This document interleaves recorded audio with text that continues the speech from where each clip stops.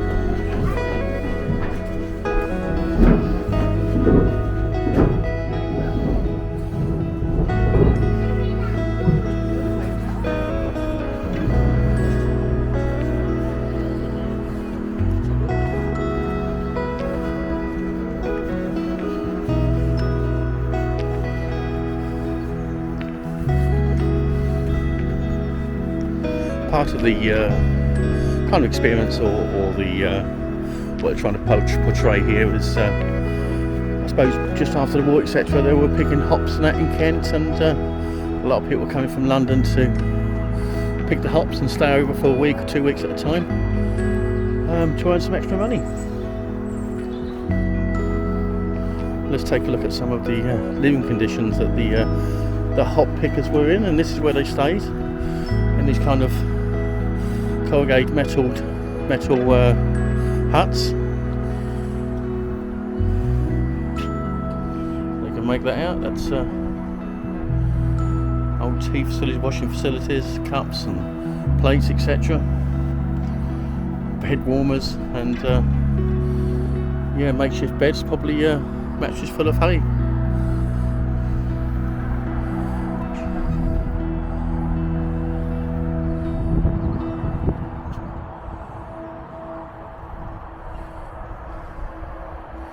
So the only form of light was obviously lanterns and candles. And they're washing up to dry.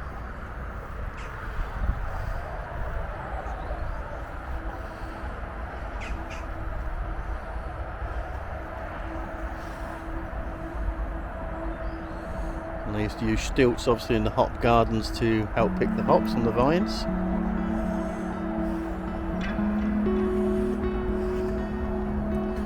This one's got a little dining table as well. As I say, you can see that it's definitely a straw mattress, straw bed. Slightly better conditions than the horse stables. So a little bit about the hopper huts. So that gives you some idea anyway of the conditions at the time that people were staying in to pick the hops.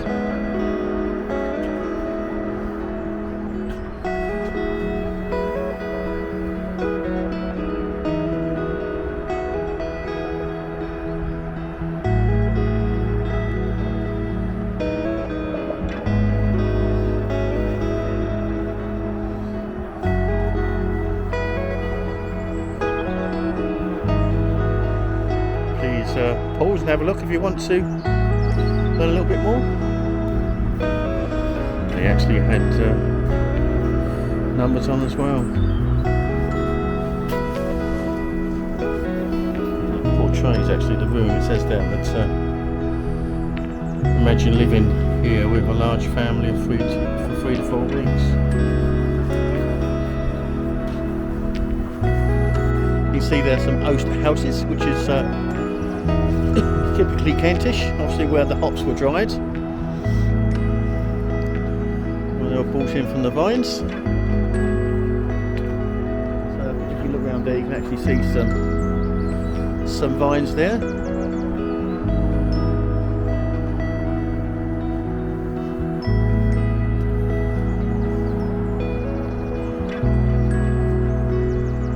interesting. The interesting thing about this place, which I really enjoy, is they've got some old houses, etc., which are really showing the 1940s, etc., how people lived during the war, etc. Really interesting. So we'll have a look around them when we get to them. But yeah, I hope you enjoy it. It's an interesting place. Haven't been here for quite a while, and it's really just down the road from me. I don't know if this is a new thing, but they're actually doing weddings here now, so excuse that, it's a tractor. Don't know if you see the arch there with the artificial flowers. Maybe where they take the wedding photos or get married.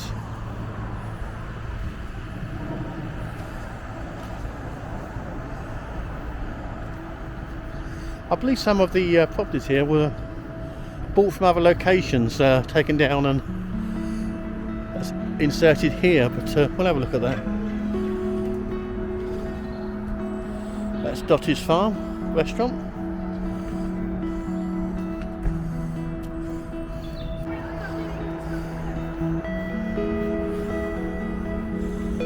This is the old forge on site.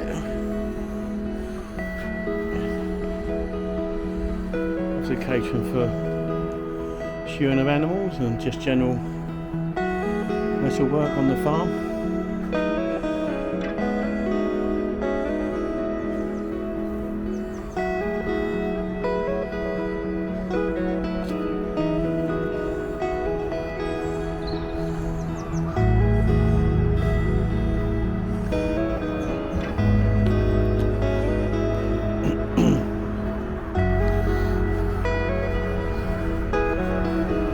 Right, let's take a look at the old village hall, which you can see here, the old corrugated metal building.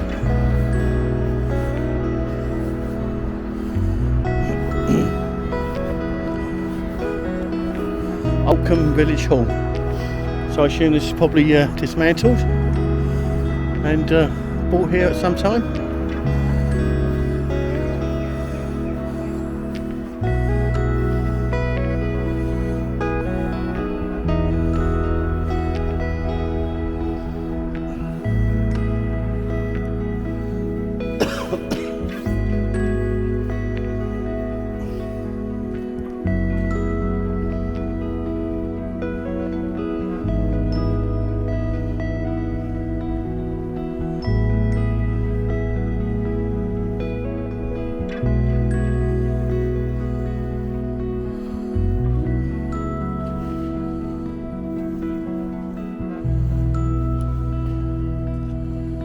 Sure where Oldcombe was, but I'll check that out later.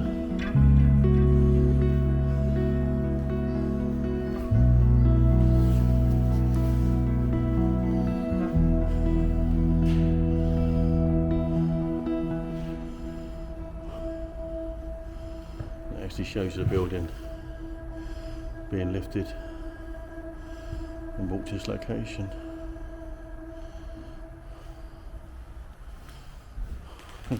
Old light switches.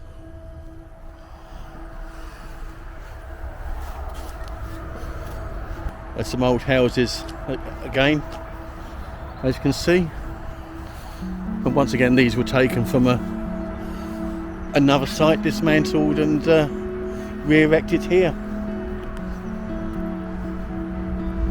Let's take a look around. Look at that. Look. Very much kind of 1940s it looks. Beautiful. But we'll take a look at this building here, which is called Farmhouse.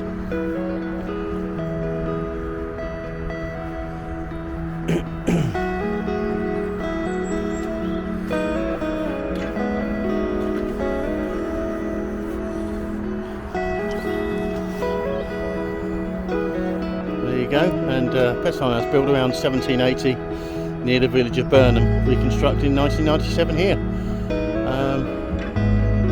A bit more information on that later, but this is it in all its glory and originality. Look at those old windows. Anyway, let's take a look. Up, downstairs.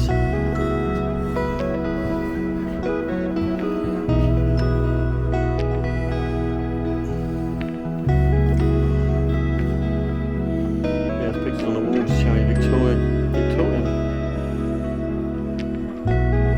family. And this is laid out how it would have been in the 1700s, I assume. Or Victorian times, possibly. Amazing. See, it's quite small.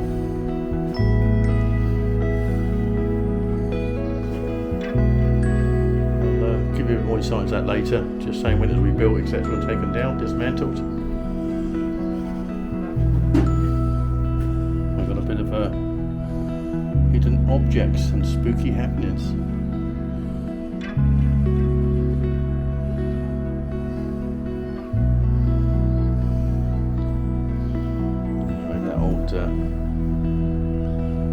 Shelf set there, an old piano,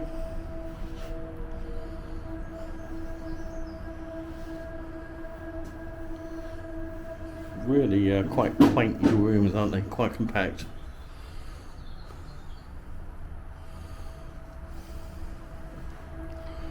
Some pictures there of the dismantling.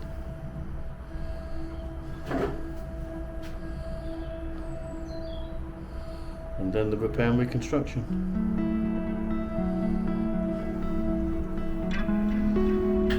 Anyway, through this doorway leads you to what looks like a beautiful open fire where they would have heated and cooked on. Really old beams, and that's all quite original.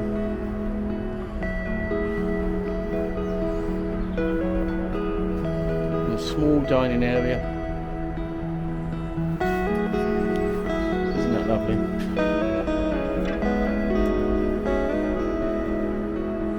A red oven stroke toilet. Oh, okay. Anyway, this set up for a family of 6 by the looks of it. A lovely old Welsh dresser, really old.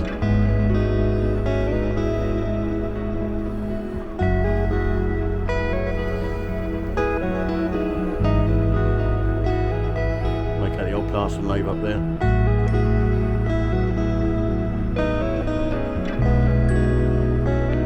Some dried flowers hanging up, and bread and fruit on the table.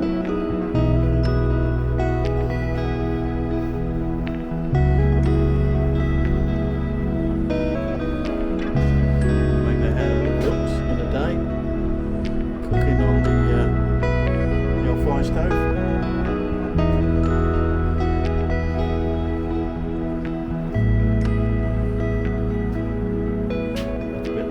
Show the construction.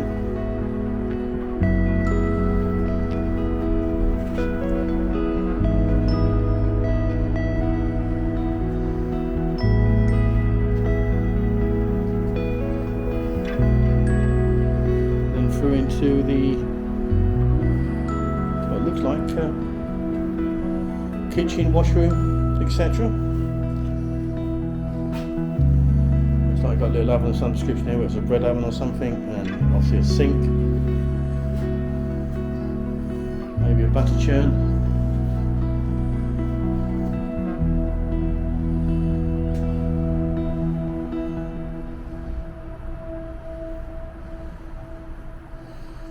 I see a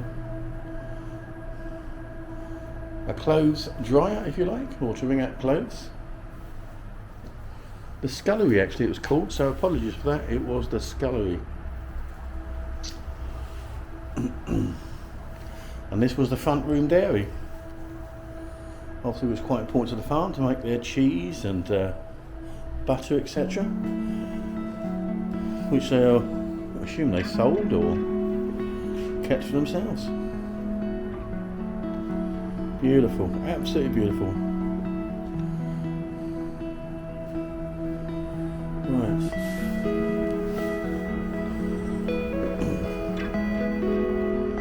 Let's take a look upstairs. But as I say, this was really small at one point in time. It's had a couple of extensions apparently, I've been reading. There's the old knocker. And up these steep stairs.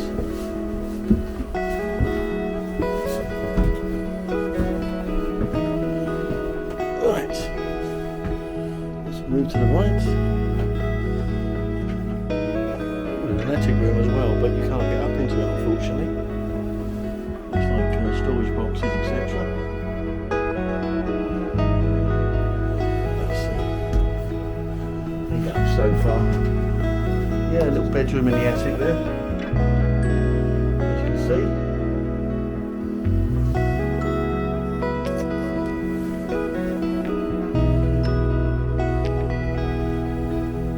Some kind of storage room again, probably a bedroom in the past, but yeah, that's the attic room. Come down to the main bedroom, which is here.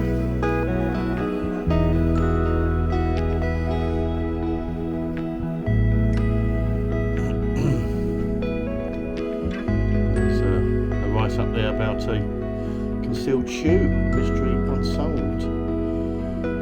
Feel free to pause that and have a read. So that was quite a naive 4-poster bed. Doesn't look very comfortable, but maybe the mattress of straw went in from back then. Baby crib. Not quite sure what kind of seat that is. It's quite long. Some old clothes, wool jacket and trousers, and a fireplace. No storage. Didn't have much then, didn't have that many clothes back in the day, so I assume I didn't need too much storage. Probably had general clothes and their Sunday best. Room 2. Really old metal bed, say Victorian possibly. Little vanity unit there and mirror.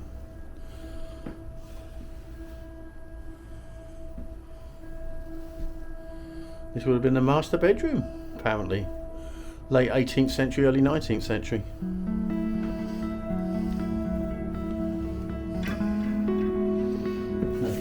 Showing I can't get into it actually. Yeah. Anyway, showing some Victorian clothing, as you can see in the glass cases. They're really thin Victorians generally, so very thin waists. It's like a night shirt at the end there. And some of their Sunday best.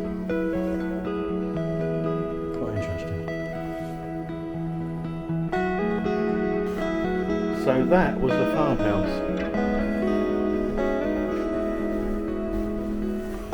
Quite small, but then again, everything was practical back then. Just a place to eat, sit down and eat, and maybe to relax and go to bed. Didn't have much else, didn't need much else. So that was the farmhouse. We'll take a look at the church building now.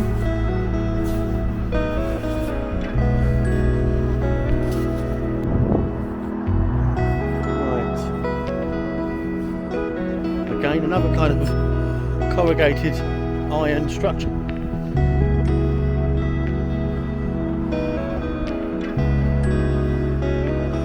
The weddings here.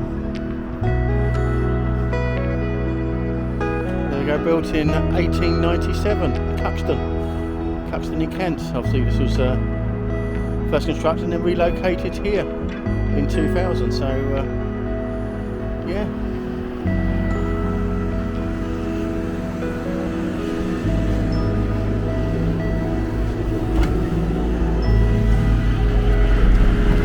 We'll come back to the chapel. It's full of kids, obviously a school trip of some description, so we'll take a look at the houses at the moment then.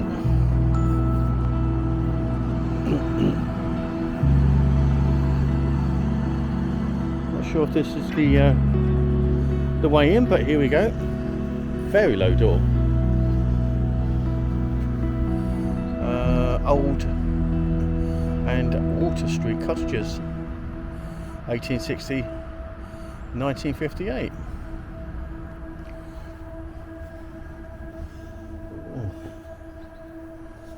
As you can see, it's a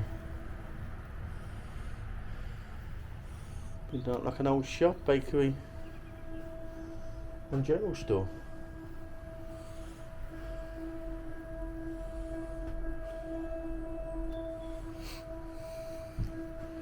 Bit about rations during the war.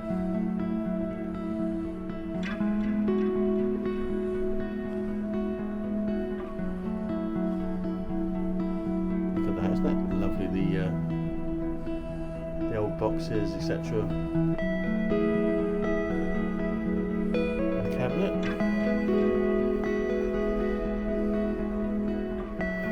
And through into another part of the general store.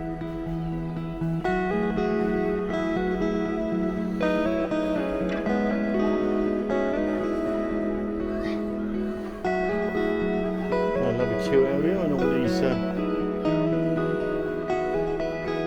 drawers in this cabinet housing numerous things. Looks like seeds, actually, seed drawers.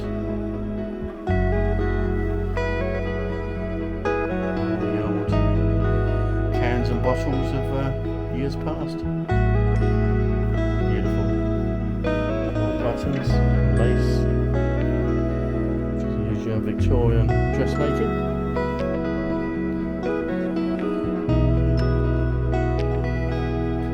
Let's take a look upstairs. So there you can look at that Victorian radiator. So I assume they're probably for hot coals or something.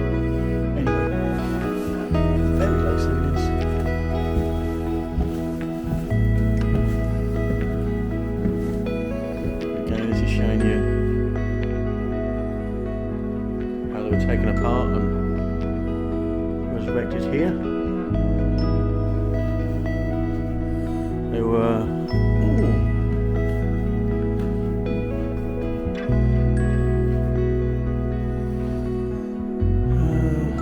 it's after the development on the M20 nearby, the cutting of Wall Street to the south, and the cottages stood empty for over 10 years. Construction of the Channel Tunnel rail link was set to leave. So the cottages were taken down and resurrected here, or re-erected here in 1999-2000. Interesting.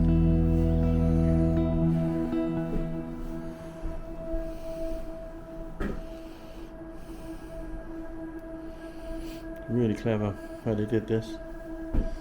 And that's showing you the construction of the building. Very simplistic. Very simplistic.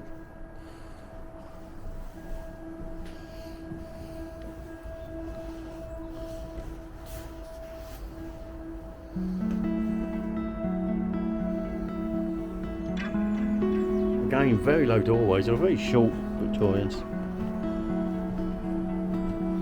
I'm certainly not tall, but hey.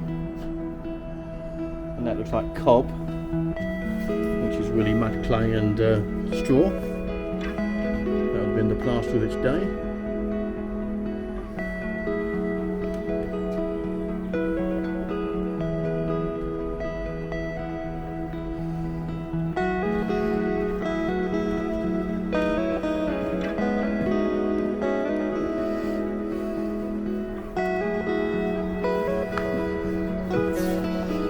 This is the Cobbler, I assume.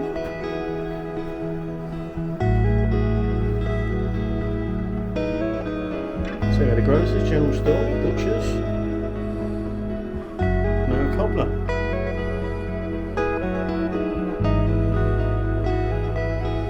There we go, the old Cobbler shop.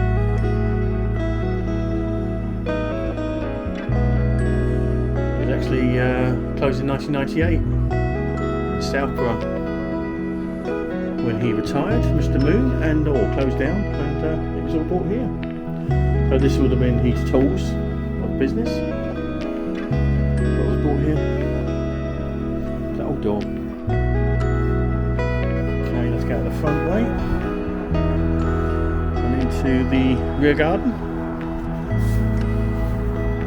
This old bathhouse here, old asbestos panels by the looks of it. Yeah, it's the garden bathhouse. constructed in 1950. In its day, this was considered a modern and convenient improvement. So the old bath and the water line in there, you didn't get much water. Oh, there's a big dead spider in there, not nice. That had a cover on, butter sink, etc. So they obviously done their washing, cleaning, cooking. So as you say, I suppose in its day, 1940s, 1950s, this is probably luxury.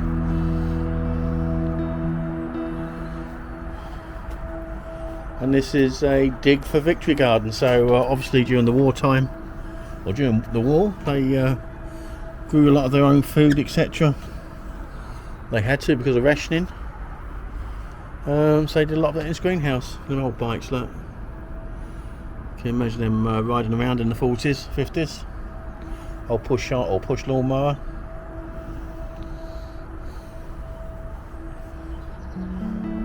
And there's an Anderson shelter. So during the bombing, etc., during the war, this is where people would go to shelter from those bombs. Well, a lot of people had them in their gardens. I'm sure my grandparents did also. Didn't really offer much protection, but I suppose it gave you the feeling of protection anyway.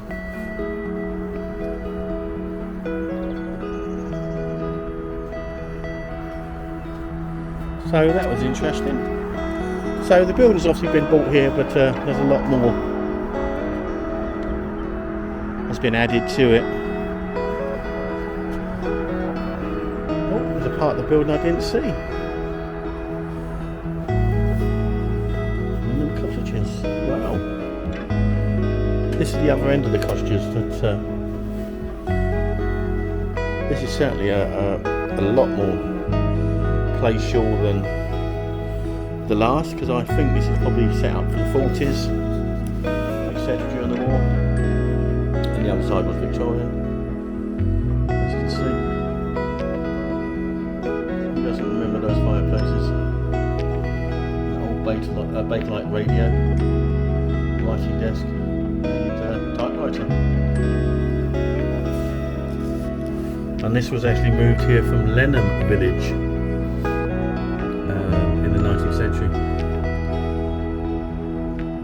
Sorry, it was a grade 2. This property was built towards the end of the 19th century, and it was actually bought here again 99, 2000. It's furnished out with a look during the Second World War, which I thought, okay. Little dining area there with a singer. I'm trying to think of the word now. Sewing machine. A little tea set and cakes. Afternoon tea and cheese. Corner cabinet there with matches, etc. And again a little range which they would have used to heat, to cook, for everything really. Got the iron on there as well. A little dining table. A little dresser in the back there. Beautiful.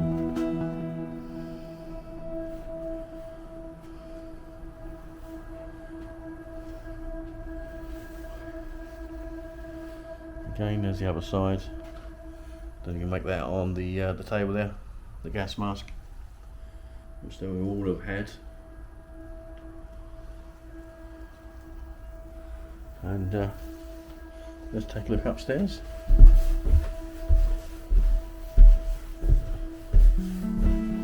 Very shallow stairs.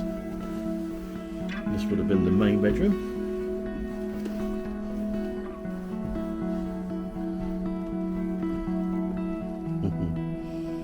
Looks like an RAF uniform there, boots, etc. And a 1940s dress with a, well, that was a mink scarf. I'm not quite sure what it is actually, but take a look at that dress.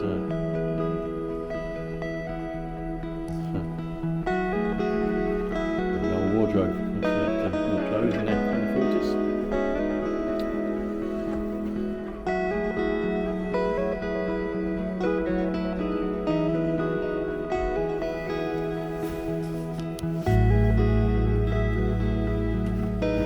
Bedroom. Right, let's go into the children's room, spare room.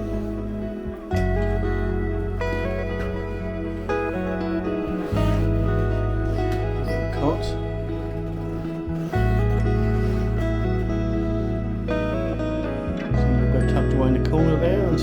doors and closed doors, you know, little desk there to do the school work. Beautiful. So that was it, very simplistic. Oh, little baking light switch. Lovely to see. And that really was that cottage, so it's not, again, not overly big, but certainly suits the needs of a small family. Look how low this ceiling is, like you can actually just touch the light without reaching up. I want to thank you for joining me today on this look around of Kent Life at Museum. This is part 1 of 2, just purely because of the length of it. But thanks for joining on this part, and hope to see you on part 2. Thanks again. Goodbye.